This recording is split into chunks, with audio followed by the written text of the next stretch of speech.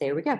I am the dancer of the family. My brother's the singer of the family. So this is a picture of his group. He sings in Stony Creek Drum, based out of North Carolina. And he is the gentleman here on the corner. But within dance today, the main purposes of dance and the main three things that I'm going to be speaking about is how we as natives use dance to find connection, to find expression, and to find representation. Okay, so for the first thing, dance becomes our true way of connecting to our ancestors and our culture. The dance practice, the dance forms about powwow dances. Do you know where they come about or how they've evolved? Are you already familiar with powwow practices? I see a couple of head nods. No. We've been to some powwows and dances. Yay. Right. So how many of you have been to? Okay. Do you know how it got started? Good question. Okay, so here in the Southeast, particularly North and South Carolina. So like I said, my tribe's in North Carolina. So that's where my experience comes from. That's where I'm going to speak from for the most part. But in the 1970s, we had segregated schools. And so in North Carolina, you had Native American schools. And that is where we practice our traditions. We practice our languages. We had our dances. We had how to make regalia, how to pass down particular, can't think of any other word other than tradition, but practices that the tribes did, like whether that's herbal medicine or pottery or quilting, along with reading and writing and mathematics. Well, in the 1970s, desegregation happened. And so the downside to that is Native Americans were then forced to go into schools with other public school system, and then we lost that ability to carry out our traditions. So then the culture itself no longer had the school to cultivate that. So it started turning to powwow practice.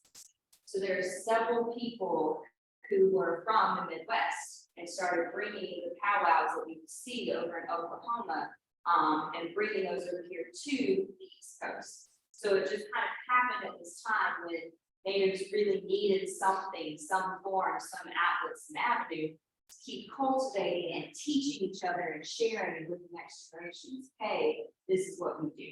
Okay. So within that practice, that's how powwows started. So most of the dances that you see, sorry, I'm just moving around. Most of the dance styles that you see at powwows are not necessarily attached to those tribes that are there. They are pan-Indian is what we refer to them. So they are universal dances that have originated somewhere else, but now have become adopted and a part of the powwow practice. Yes. So Catawba have a festival. Yes. And they just generated the program. I noticed on the program that a couple times it's the dance called Fancy Women's. Yes. Is that the one you were talking about? Yes, ma'am. Yes, I'm a fancy women's or fancy shawl dance. So I can actually show you some examples of those dance styles in just a moment.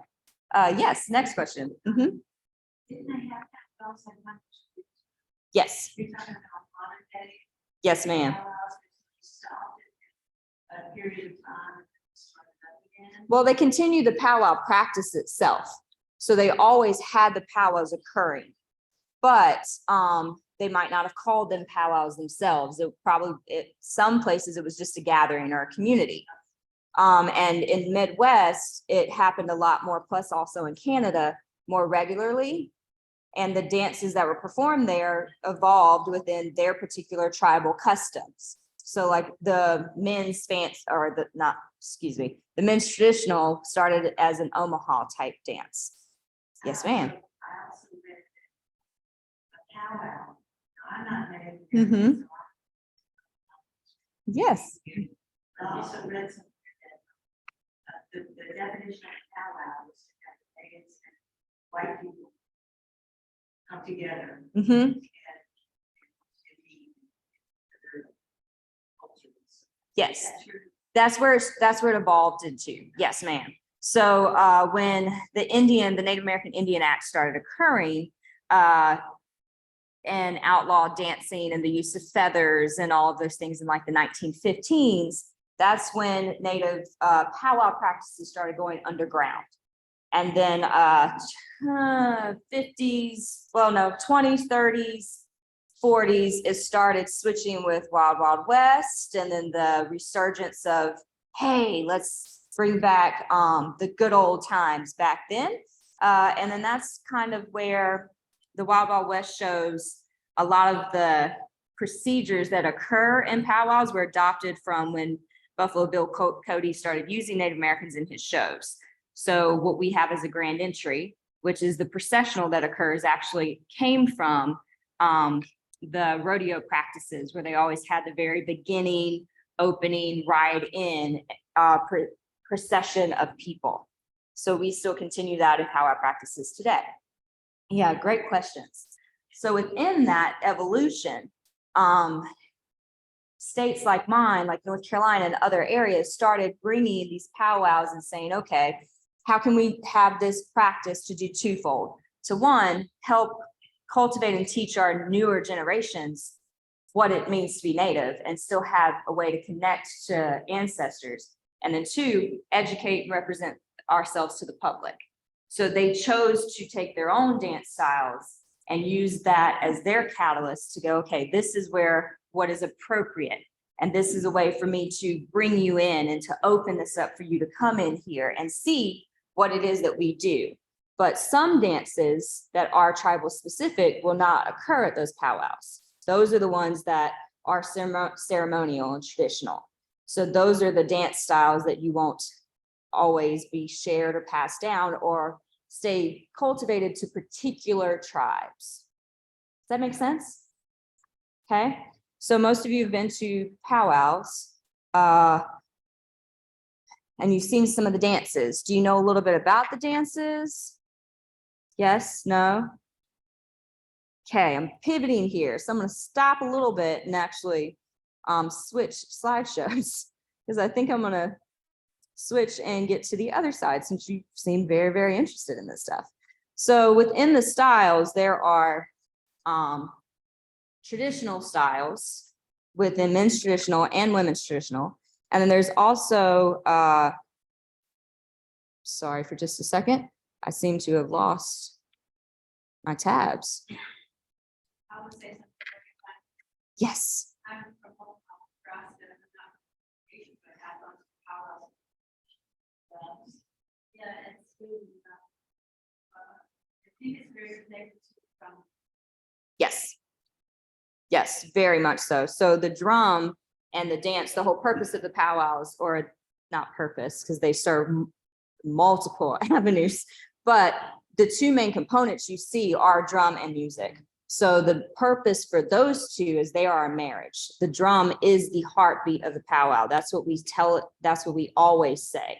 The drum is the catalyst. It tells us how to move, how fast to move, how slow to move. Your goal is to match that drum perfectly, to find that you are on that rhythm, not above it, not behind it, that you are matching it as if you are one. And then the dancer's the same way. So there's a lot of exchange that goes on, similar to when I teach this to my students, I kind of compare it to church. When you're at church, my brother as a singer says, one of the things that you get at a powwow is good medicine. So you walk away, you have that energy, you have that soul, you have something in the spirits around you, whether that's ancestors or a higher being, and you can feel it, it's palpable. So the good medicine is that exchange between the dancers and the singers. And sometimes you will see where a drum will be singing such a good song that the dancers respond to it and may request for that drum to keep singing and keep going on because it's feeding them spiritually. So there is a huge exchange that goes. Okay, this kind of talked a little bit about how the powwows are today. And then ways for you to search powwows. So within a powwow, you're going to see competitive dance forms, and then you're going to see intertribals and social dance forms. Those are the three different things that you see within those, if that makes sense. Okay. Competitive dance forms are just the different dance styles. And so that's where we're seeing changes in the contemporary powwow now. before there used to always be a adherence to innovation, to new bright colors, colorful regalia, lots of beadwork, lots of adornment, lots of fancy steps. And what we're actually seeing in the powwows now is a resurgence and a return to traditional. So most dance styles now have a contemporary category and a traditional category. And they are, the traditional dancers are wearing less things on their regalia. They, the women's jingle, for example, and I'll show you some pictures of it. They no longer have leggings, they have bare legs. And they have just old leather worn moccasins, a lot of times without beadwork on them. The very first jingle dance did not wear feathers. So a lot of them do not wear feathers anymore or have a fan. They'll just have a scarf and trying to really return back to the roots of the dance form. They've taken away some of the fancy steps and made it just simple, very connected and representative of what it used to be. And so you're starting to see this change occur in the powwows themselves of going back to find these dance forms that where they came from. Okay, so the grand entry is the first part of the dance of the powwow that occurs, and then you have your different dance styles. So the competition dances, as I mentioned, you have the men and women's traditional, men and women's fancy, men's grass, and women's jingle. Those are your four main areas. Now, what we're starting to see is different subset of categories now. So men's traditional is the one that is the most, let me go back to sharing my screen. Okay. Here we go. Yay. So the men's traditional, these are the four main categories, and then you have subset of dances within them. But within the men's traditional, this is the one that most people know of or think of when they see. This is the warrior dance that we call it. Anybody familiar or done some warrior dancing? Okay, the purpose of the men's traditional, or how you can distinguish it, is it typically has one bustle. Okay, the bustle is the aspect over, trying not to move, is this aspect in that far picture where it is one row of feathers on the back, and it moves with you similar to like a chicken or a turkey. Okay, you're also going to see new dance styles, Eastern Woodland in this particular area. So they're wanting to go back to what their tribes did. This is where we reference Omaha. So the tribes in Oklahoma, this is more of what their regalias would look like. The tribes in North Carolina and South Carolina, theirs actually is a lot more simplistic. They don't have feathers on the back. They are mainly in shirts, pants. They may have a roach, but some of them may have turbans type style. Others may have, easiest way I can explain it is gardening hats.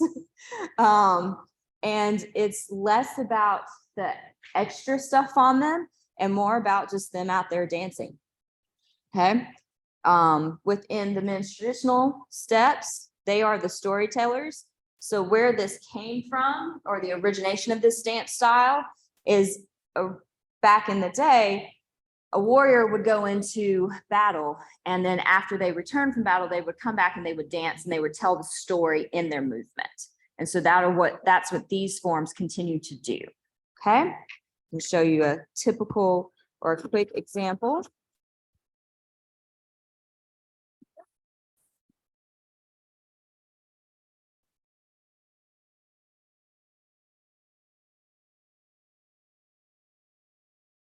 So as they're dancing, you're going to see them do different gestures, different movements, whether that's a running with a spear or flagging up to the heavens, to the skies.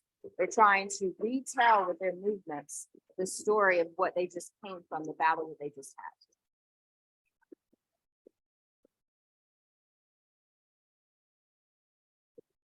had. This is actually more of a sneak up. So when the drum gets low, that's when they get low. When the drum gets high, they get high.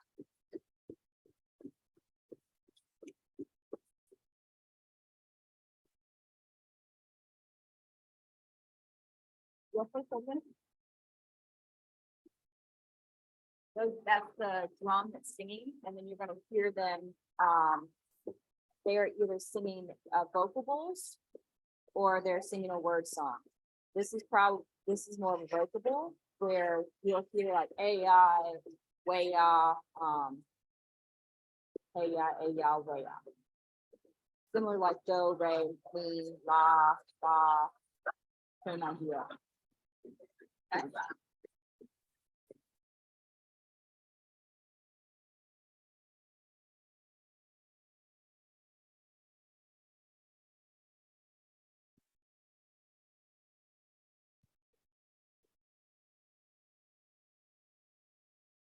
Each dancer has their own story.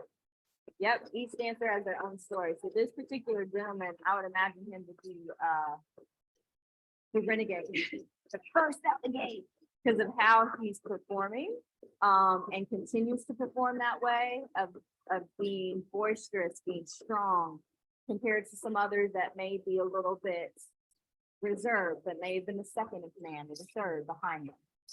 It all depends, and it's all individual to themselves.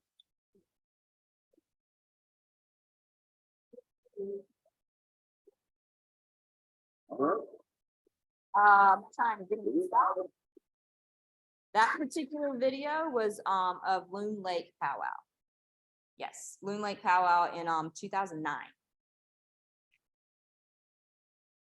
But great questions. Any other questions? So the other thing about the dances themselves is tell I'm not used to it. Doing this via Zoom. Okay. Within it as itself, what occurs is it's very what we call or we say as a dance phrase, it's improvisational in nature. So they do not pick and determine what they're going to do before they get out there. They are truly letting it be in that moment. Okay. So in that moment, they have what we call that base step, which is a double step for the men. And then that's all that they know. They learn when they grow up from there. And then from there, they decide their own take on that, whether they want to run it, whether they want to stab with it, whether they want to drop down low with it. They truly make it themselves and they own that small, simple base step. Okay.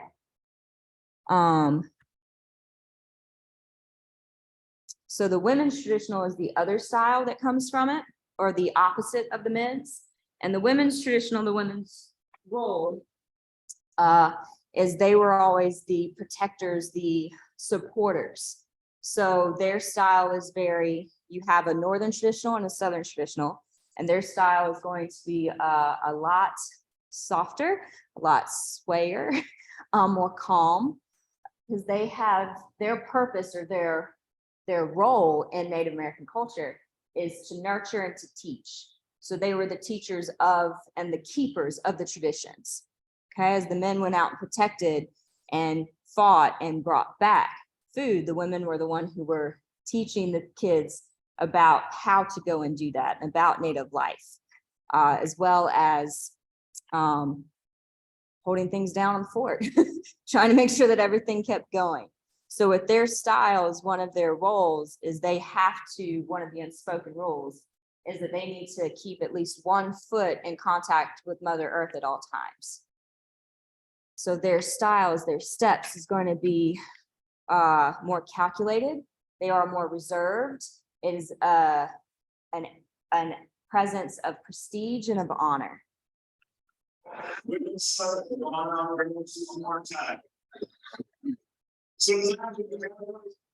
So what you're going to see within their steps is there's a sway motion, and their shawl is meant to be very circular and keep moving as if wind is going through their shawls. That's what you're trying to find. It's very circular, blah, blah. Try that again. Okay, circular motion. All right, and then what you're gonna hear is something called an honor beat. So an honor beat is a hard beat that's different than the regular tone. So if this is your regular steady step, then you're gonna hear a change. That signals to the dancer to do something differently. For the women's traditional, that signals them on their honor beat, they have a specific step that they're supposed to do. They are supposed to bend down and look down as if they are watching over their young or the tribe, and then they raise back up and keep pushing forward and going on to the next journey. Okay.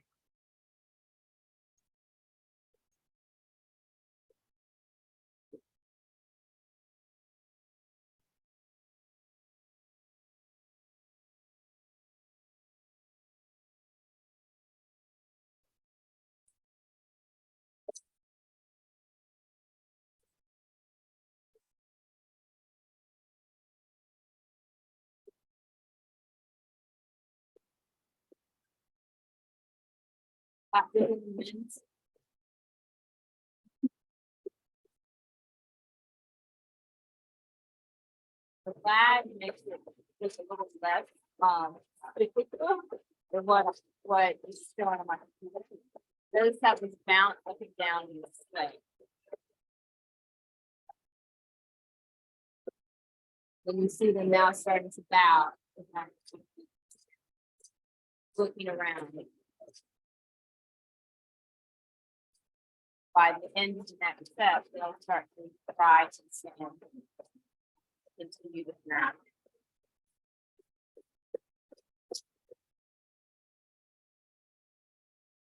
All right. Men's Fancy is the other one that I think we've already mentioned a little bit about fancy. So Men's Fancy is the style that is the most aerobic. It is where a lot of innovation came from.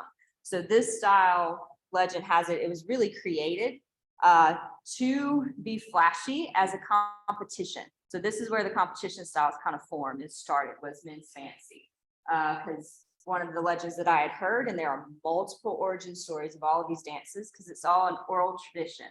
So where you learn these things are typically word of mouth, what you've heard at powwows or what you've heard from other people. It's very rarely is anything about the dance forms documented in a book. Most of the time they're not. We hold on to our traditions and we're very skeptical of what we share. So most of what you hear are things you've heard from an announcer or your parents or grandparents or something that another dancer has told you from another way. All right. So within the Men's Fancy, one of the legends that I had heard was that Buffalo Bill Cody at the Wild West shows, he basically came to the Native Americans and said, hey, during this time where you guys do your dances, the audience members don't understand what's going on. Can you fancy it up a little bit? Can you make it a little bit flashy? So they took that and made this style. So this style is the fastest of all the native styles. This is kind of like how a normal beat would go. Their drum beat can go upwards of like 150 beats per minute. So they're going to go. And then their goal is to try to match that, to try to hit that as fast as they can. And then you'll hear those down honor beats again. And during those moments, that's where they will throw their tricks. I've seen splits. I've seen cartwheels. I have seen drops to the floor, pop outs. Have I seen a somersault? I don't think I've seen that one, but I've seen lots of different kicks, spins, anything that they can do to actually get the judges' attention, because when it was originating, it actually was a competition. So they would go from tribe to tribe or from area to area or from World's Fair, became a part of the World's Fair. So they would go from different places, different groups to compete and become the main fancy dancer. So their colors automatically switch from the men's traditional. You see bright colors, and their feathers, as I mentioned before, they're starting to be a little bit of an homage to the old style. The new contemporary styles look like these gentlemen. They have colorful hanks of feathers, and most of the feathers are artificial. They're not real. And then what we've started to see is a return to tradition where instead of these colorful ones, they'll actually use real feathers, eagle feathers or hawk feathers in their bustles, to pay homage to what the early, like 1960s men's fancy dancers look like. Okay. Just various feather examples. They have two different bustles to add to the showmanship of it. They have the one on the bottom, and then they also have one that goes in between the shoulder blades. So it accentuates the movement up here. And then they have what's called a roach that the men's traditional can wear as well, that have two feathers. And some men will have what's called a rocker. So it does this instead of independently move. It'll constantly rock to help accentuate that beat that they're trying to hit really, really, really fast. Okay, so these are examples of the bustles. And then the men's fancy. Dance.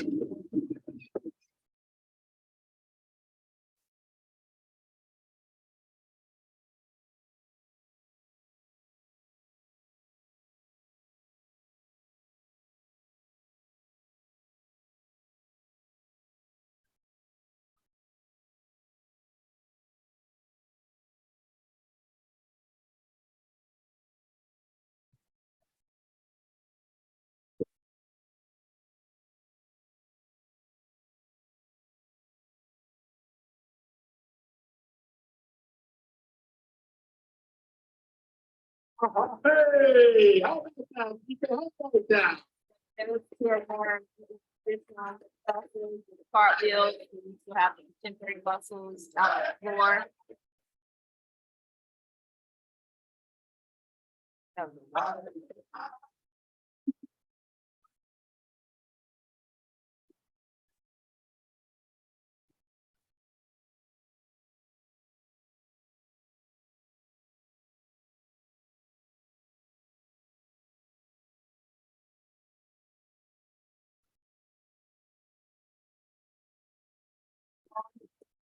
So,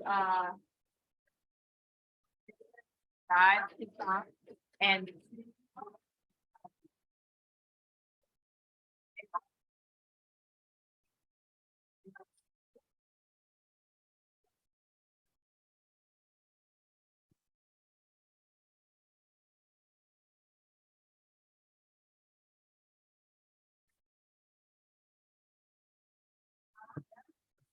that watch grab something to see.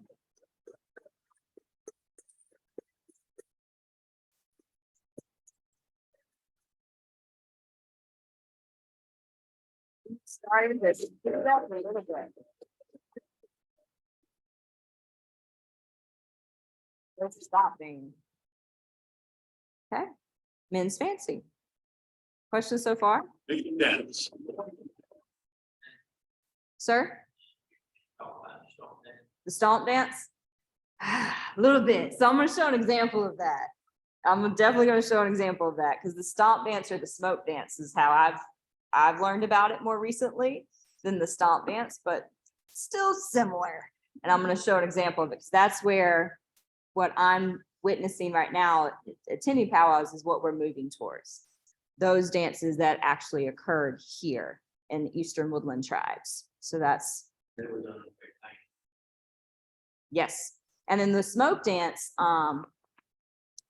the footwork is amazing, and they were done in circular form. So a slight variation of the stomp dance versus the smoke dance. Yeah, so once I get there, you might be able to tell me more about stomp dance than I know. I bet you can. Okay, yeah, no, we'll have to talk afterwards. So this is the women's fancy, the counterpart to the men's. Within the women's fancy, we also call the fancy shawl dancers or the butterfly dancers. So they took the shawl that was around the women, around their arm for the traditional, and they draped it over the shoulder. I've heard two different legends of this story, one that's more spiritual and one that's more practical. The spiritual was that there was a woman who was in mourning, and she had the shawl draped around her shoulders and she entered the arena. And by the end of the song, she had processed, or working through the mourning, and the music, the good medicine, helped her shed her wings and then started dancing. The practical version was that the women, we had only really had, especially here in the United States, the traditional dance styles. And so the women were getting jealous of the men's fancy, and they started competing in the men's fancies and their little competitions. And with the women's center of gravity, we can get lower quicker. So we started doing really good. And so the men in other areas were going, well, let's give them their own fancy category. So then they took the shawl and created a separate category for the women, so they didn't keep competing in the men's fancy category. So with the women's fancy shawl, it is, you have the shawl, which is the base of the work. So it, like I said, it does represent butterflies. So that's where most of the adornment, most of the patterns are on the back of it. And the footwork is what you're really going to see. So the footwork, the goal of it is for them to feel weightless, as if they are fluttering across the sea or across the pond. Okay. So most of the time they're going to be symmetrical. If they do a dance step on one side, they're going to try to also do it on the other side. All right. And then this is the style that I do. So similar to what I mentioned about the men's is you have a base step, which is just this jump step. And then from there, you get to add your own steps within it. Whether that means that you want to add crisscrosses, or whether you want to put jump backwards. You get to ad lib a little bit and alter it to make it yourself. Okay. So the women's fancy shawl, it is the fastest of the women's styles. It is very athletic. And the thing about the women's fancy shawl that most of my students who've gone to watch it, it's deceivingly effortless. The good dancers make it look like it doesn't take a lot of work, make it look like it's easy and they're just floating. But when you try to do it, you realize that's a lot of jumping for like 4 minutes. So it starts to weigh in a little bit. I'm already winded from just that little demonstration. So yeah, okay. Here we go. This is a juniors category, but still in an indoor arena.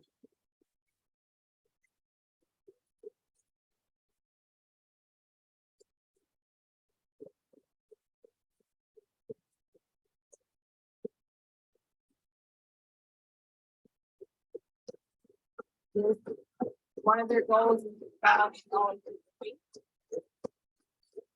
you don't want any segments.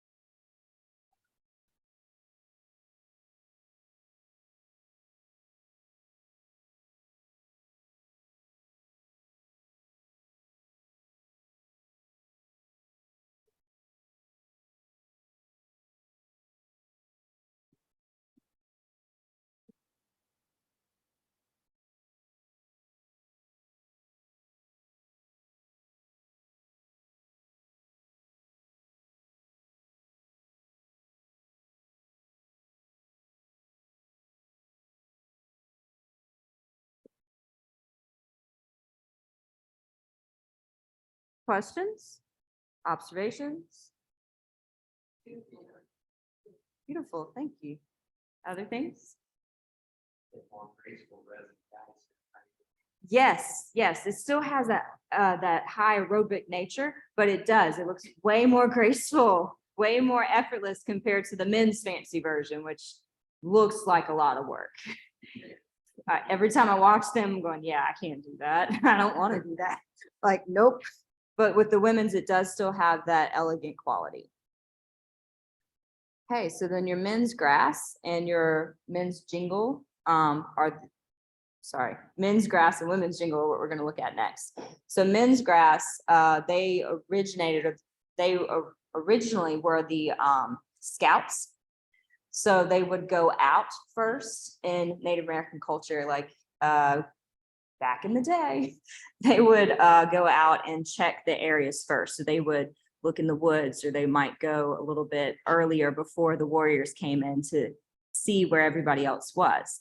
And then when they returned to help before the warriors started telling their stories, the men's grass, one of their main roles, especially in Oklahoma and Midwest where it originated, they would go out and they would prepare the arena by flattening down the grass. So they literally would have sweetgrass braids around in their very first regalias. And they would do a lot of movements that all dealt with the bottom of the foot, trying to flatten that grass down to make it easier for the warriors and the other dancers to come into the arena. Now they've updated that, made it a little bit more contemporary, evolved with the times. So all grass dancers are going to see yarn or ribbon work. They don't have any feathers that they wear. There's no feathers on the bustles. They'll just have the roach at the top of the head, and then they are very smooth. They still do flattening down motions, but they are I like to think of them a little bit, if I think of hip hop styles, these would be like the break dancers a little bit. They have a connected quality of their movement, and make things just look cool, like real cool when they start moving. Okay. A little bit different than other styles. And they do have side panels that are referencing the old sweetgrass that they used to have, that now have been adorned with appliques or beadwork, and just complement the regalia that you start to see. Okay. So let's go with this dance.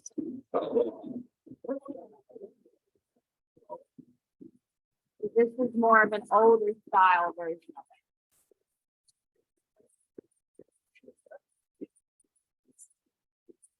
it.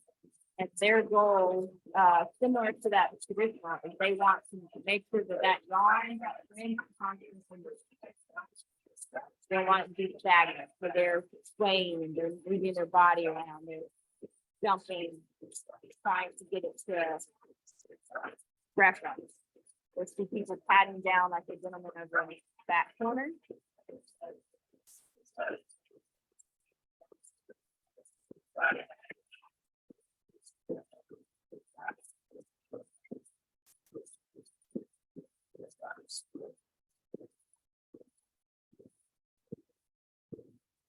And I'm gonna pause it for a second to just reference a little bit different. So that's an old style where it's very simplistic movement. This is a contemporary style. It's called a double beat. So the instead of this straight beat, it's going to switch a little bit. Okay, so you're going to hear a more rounded rhythm.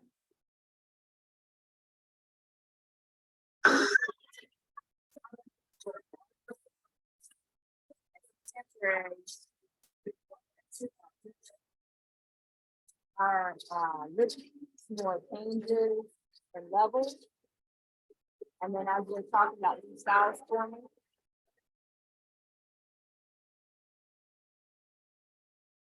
Getting lower to the ground over the corner. Still that idea of flattening down the grass if you just reason. There are different ways and methods that they do it. Bottom go up on the toes. And this gentleman right here, he's a chicken dancer. So where we start seeing this style evolving that were older back in the day, chicken dancer was kind of where the traditional started from, and men's grass. So the chicken dancer and the grass dancer often have the same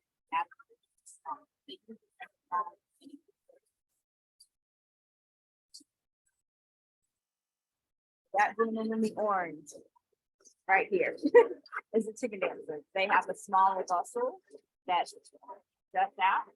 And they also have very long pheasant feathers with fluffs on the top of them. That as they're moving, they literally are moving their head.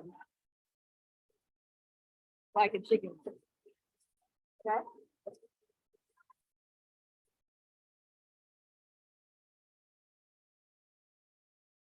Okay, and then the other counterpart for the women's is women's jingle.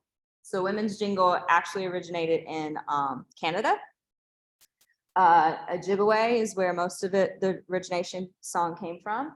And this is the dance style that is truly a medicine dance. So it came from legend within depending on who you heard it from. The legend that I've heard the most often is that there was a gentleman whose granddaughter was really sick, really ill.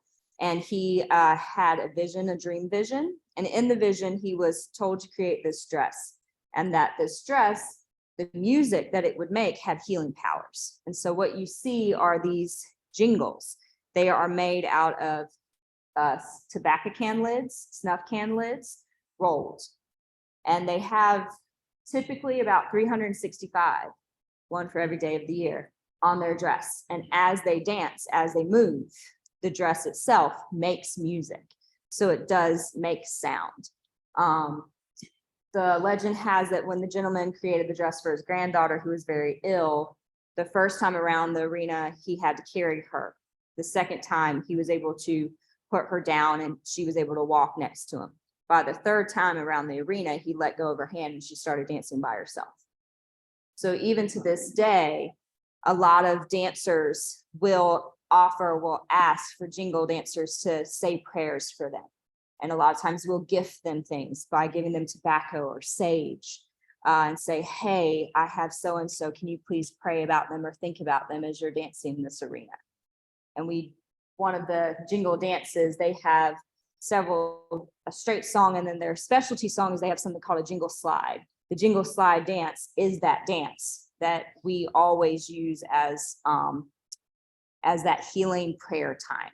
So we will often ask for a special for them to come up and do jingle slide dances if there's someone in the community that needs prayer for, or there's something going on in the world that we need prayer for. Okay. So there's a little bit tighter version of the jingles that you can see, and the jingle slide. So this is the straight step. Mandarin.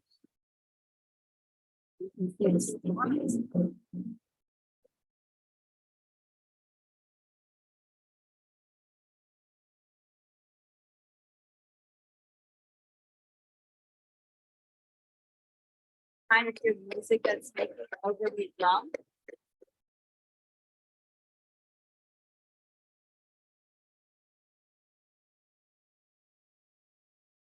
So it's similar to the fancy step.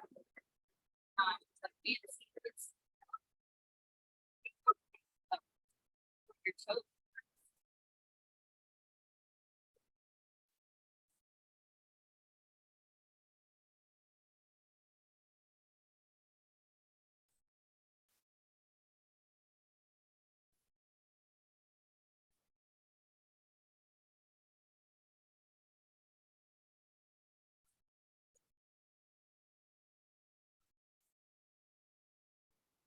Okay, and I'm gonna pause it to show you the other dance. So this is the jingle slide, and just like the men's grass, how you had two different songs that you could clearly hear the difference in the rhythms. This is going to be another one that you clearly hear the difference in the rhythm.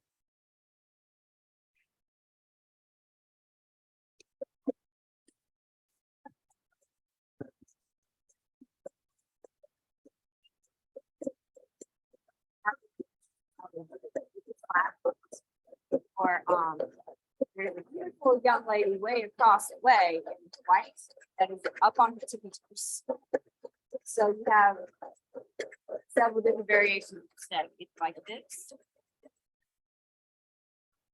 Or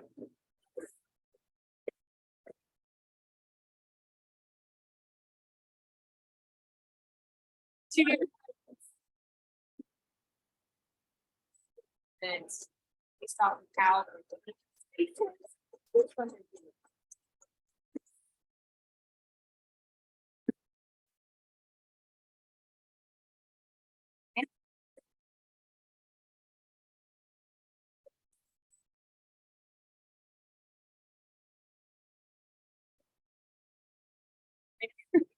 Right next to each other.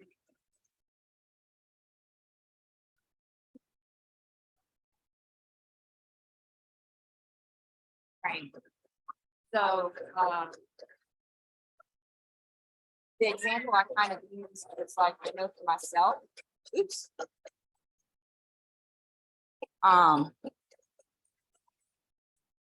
Here we go. My dad, when my dad was in the hospital, they had a powwow that my husband was at state for. And, they asked for a deeper slide. And during that moment, to see if he started to get a little bit better in the hospital. So it was, because my brother was there with me and his drum group was also there, at the powwow singing. So they knew my dad had suffered a stroke, so he was in the hospital, so they would kind of help in that energy. Ma'am? For the jingle dress itself, yes and no. So now it's become a dance that you can choose to do for yourself. Apologize. That you can do for yourself. Like I myself am contemplating switching down and instead of doing women's dancing, going up to women's jingle. But there is actually a jingle dress society that is a part of the Ojibwe people, to kind of hold on to their traditions. And so in order to be a member of that jingle dress society, it is very high prestige and honor. And it takes a full year to be a part of that process. Any other questions? And also, need to be trained by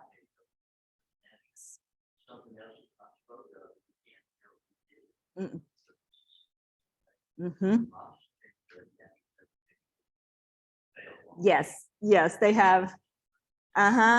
You have to have 365, but you always have 366. One for that extra day that you have hidden somewhere that no one else knows where you put it. Definitely.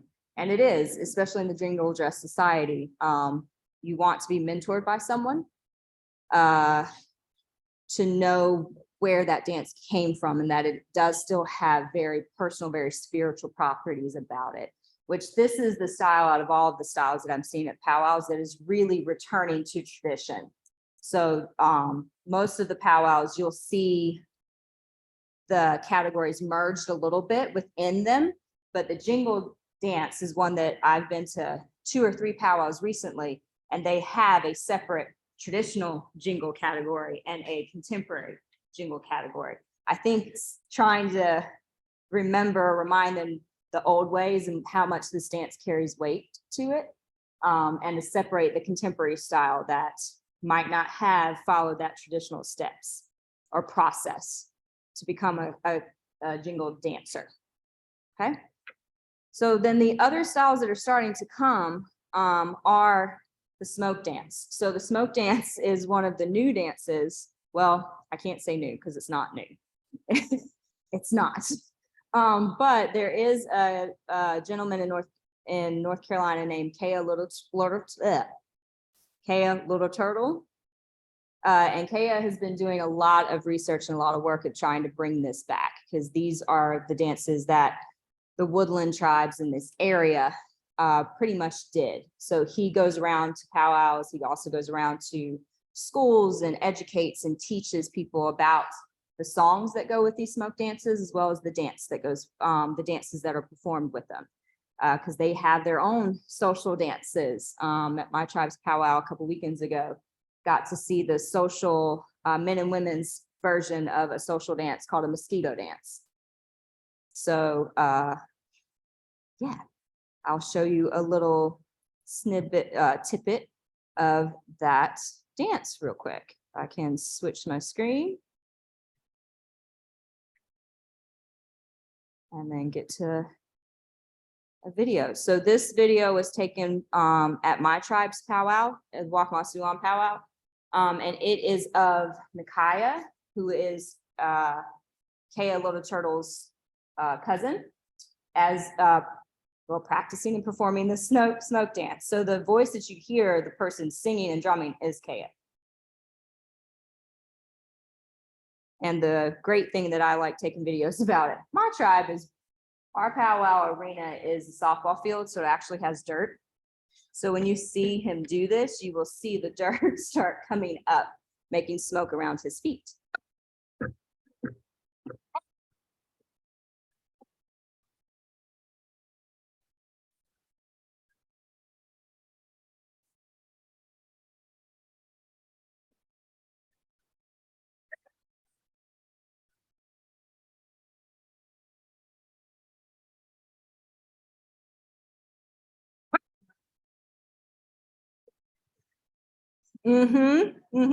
Yep, is that similar to your stomp dance that you're thinking of? The stomp, that's what I assumed, that there's a little bit of crossover, but I haven't seen stomp as much to know as much about it. So I'm gonna have to research that one a little bit more. But this is what is starting to become the new trend in powwow culture and in dance styles, is all of the smoke dances that are associated with. Of course, so every building with, don't dance, y'all did it.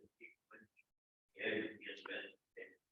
Oh, that makes sense. Interesting. I like that. Don't get there, get it.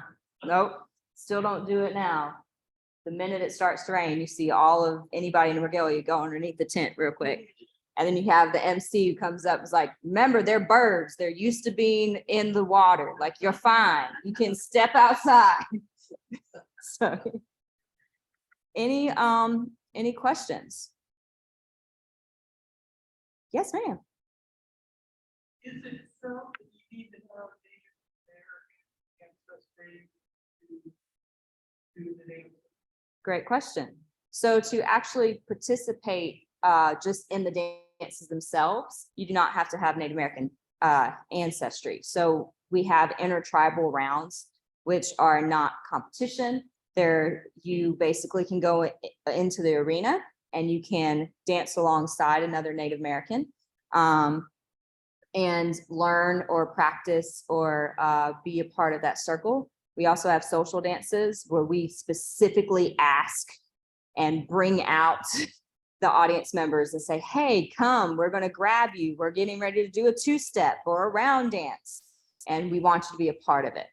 In order to compete in the competition dance styles, that is where you do need to have quarter, because you need to belong to a tribe. So in order to compete as a native dancer, you have to have a tribal card, and you have to present that tribal card. So whatever nation you belong to, whatever their definition is, in order for you to receive that, that becomes your basis for how you could dance. So for other people to do it, Mhm.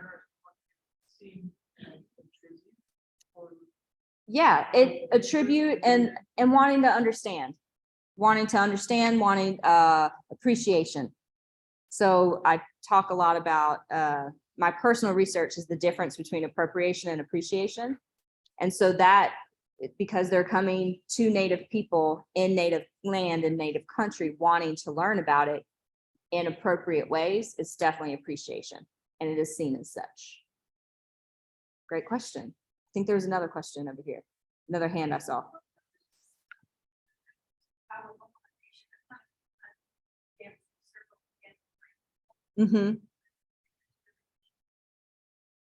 That's probably a round dance. Yep, because the round dances, you'll like that. Yep, you'll have a round dance, and then you also have follow the leader type dance styles. Yep, friendship dance. There's also snake dance. That's also follow the leader type style. And my favorite is a two-step, where you have a partner and you do the same idea, follow around and try to find different people, different areas around it. And then there's a variation of a two-step called the owl dance. So it's basically individuals. So a partner couple and another partner couple, and they're not having to follow each other. They're just in the arena. All right. Any other questions? Yes, sir. Mention of prayer Yes. and maybe some parallels. Pray for somebody, you know, that prayer may come to go, but elevate those friends and spot. So I see connections. Yes, definitely. There are a lot of connections within that. One of my favorite things that occurs at a powwow that you don't normally see is with men specifically, men, well, there are gender roles. So men can do certain things that women are prescribed or asked not to do. And so one of those in this idea of prayer is if there is an intertribal going on, or there is a dance. I've also seen it happen and occur during a competition round, that if the dancer all of a sudden feels something and is channeling something, they can go and what we call fan the drum. So they can literally take their feathers and fan it over the drum. That signals to the drum, hey, I want you to keep playing. You're going to play 4 more rounds of that song. And then they will fan it. And what happens is the rest of the community sees this going on, and the male dancers will come around and help encourage him. Like, okay, you're feeling something, you're generating something. And the female dancers will do what you mentioned. They'll come around the perimeter and also dance with them, watching and witnessing this. If the medicine is still good, he may go fan them another time. So then they got to do 4 more rounds. So you'll typically see the arena director, so the one who's at the powwow, who's paying attention to things, he'll hold his hands up to let you know how many more rounds they got to sing, because this dancer needs this moment. Then after that occurs, similar to what happens at church when you're talking to your pastor, your preacher, you get prayer for, after that occurs, then the dancer always has a conversation with the drum themselves, and they typically will gift them something, or say tobacco, sometimes money, sometimes different offerings, blankets, and thank them for that good medicine and for giving them and feeding them in that moment. Yeah. You mentioned, Mhm. you may have mentioned this, that for folks visiting a powwow, particularly people who aren't part of the culture or aren't native there, that there are certain dances that you don't photograph and you don't film. Yes. And I always find the best method is to listen to the MC. Yes. They will tell you. Yes. And they will tell you the minutes of dance. Yes. And all tribal. Yes. And so am I correct that all tribal means even non-native tribes? Say that one more time. But when it's an all tribal dance, that's anyone native or non-native. Yes. The term tribal here Can mean anything. Yes. Irish. Yes, exactly. That's why the intertribal is very much like whatever tribe you belong to at that particular moment. Yes. And you're correct. Most of the time they will tell you specifically. So I do always listen to the MC, because like the women's jingle slide, that is a prayer dance. When it's in competition, you can videotape it. But if it's a special, or if the MC or someone has asked for it specifically, the MC will tell you, right now, please do not videotape this dance in this moment. This is for ceremonial reasons only. And so they will ask you and let you know, we don't want this videotaped at this particular moment in time. One of the things that I've noticed that I find interesting is the importance of veterans, the bringing out Yep. the colors, and retiring of the colors, Yep. the veterans understands such a culture of Yes. pro veterans. Yes, yes, very much so. So in every powwow, you will always have the grand entry, which I alluded to and mentioned before, that starts off the powwow. And the grand entry itself, it is the procession of colors. So, and they follow a sequence of order. After the grand entry occurs, where everybody enters the arena, then they have a flag song where they are honoring the flag. And then they have a veteran song, and they will specifically ask all veterans, native, non-native, even if you are standing in for someone to come in and they dance them around the arena. And then we dance our veterans out of the arena. So we give them that particular moment. And that occurs in every grand entry. So if you're going to a powwow that lasts multiple days, you'll have a grand entry on a Friday night. Same thing, you're gonna have a veteran song. Then you're gonna have Saturday, grand entry. You're gonna have grand entry song, flag song, veteran song, like it's gonna occur throughout. And some, depending on the MC, I've been a part of a lot of powwows where we will clap until that last veteran gets in there. Like you want to honor that moment, very much so. No, they're two great, one day. Yep, Sort of, you'll have a day grand entry and then an evening grand entry. So like at my tribes, we have a Friday and Saturday night, and then the Saturday we have our day, and then we have dinner break. So we need to eat. Drummers need to rest. And then we have the second grand entry around like 6 o'clock that afternoon, and it's to retire the colors. So that particular grand entry, we take the flags down, flag staff down, come out. And that one, veteran song may occur hit or miss. Kind of depends on how long and the weather, a lot of it. If it is bad weather, they're gonna skip right through it because they're wanting everybody to try to get home safely. there's a question here, I'm wondering about the.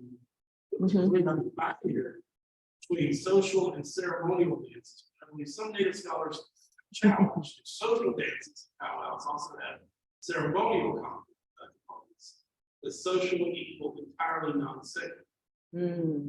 Yeah, great question. In my experience, yes, social is entirely non-secular.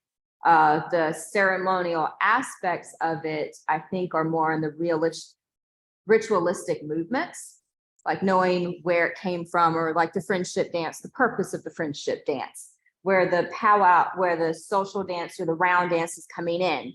But most of the time, at least the ones that I've been a part of, social, truly the purpose is to socialize. So you are wanting everyone to get out there.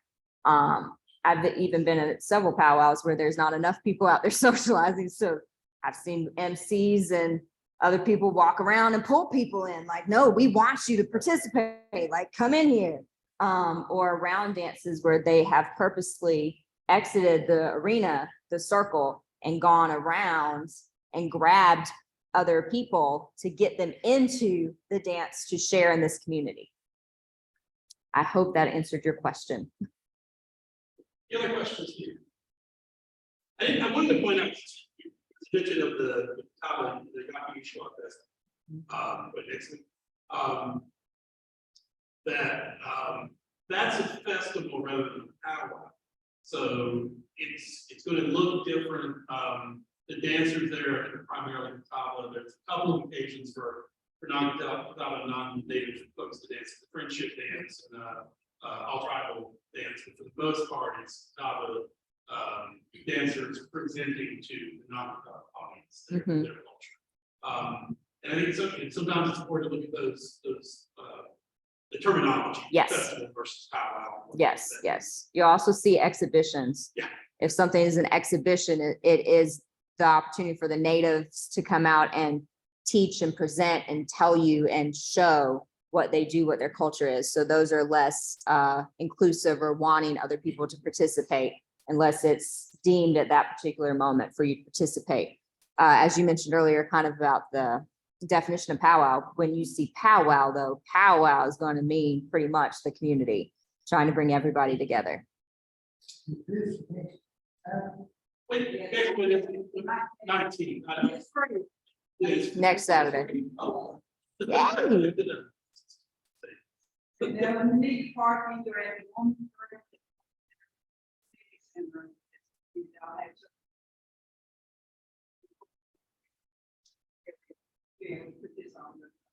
Mhm.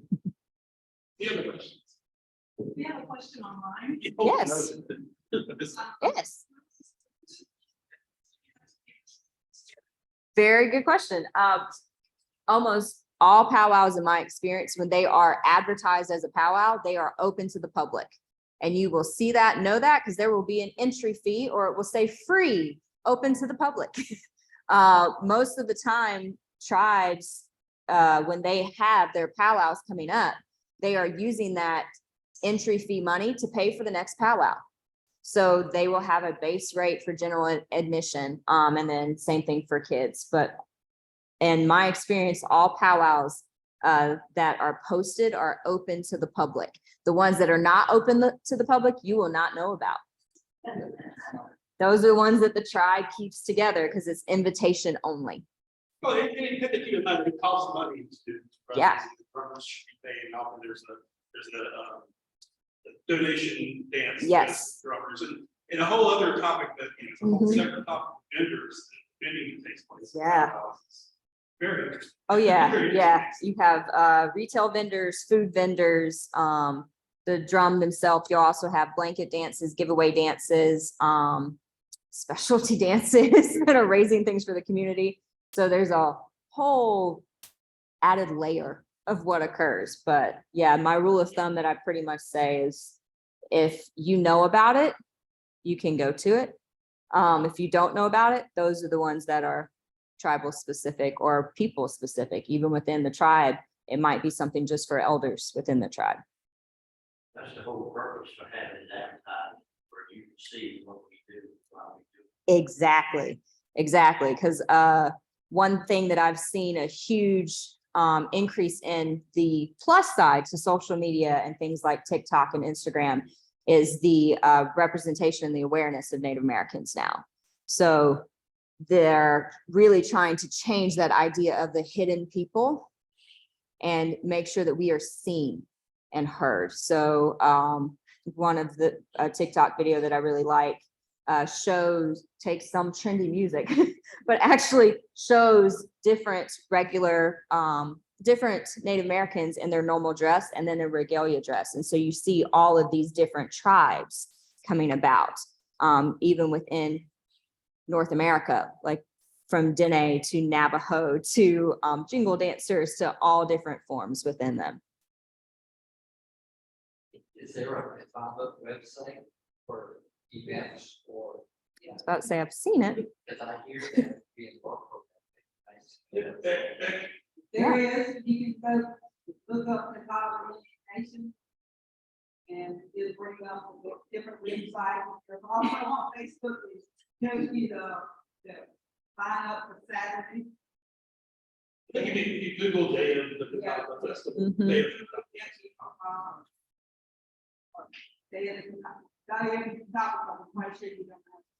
Yeah.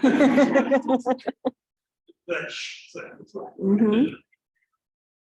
Any other questions? Questions online? I was just scrolling through to look. Well, let's, thank Jessica. Oh, thank you.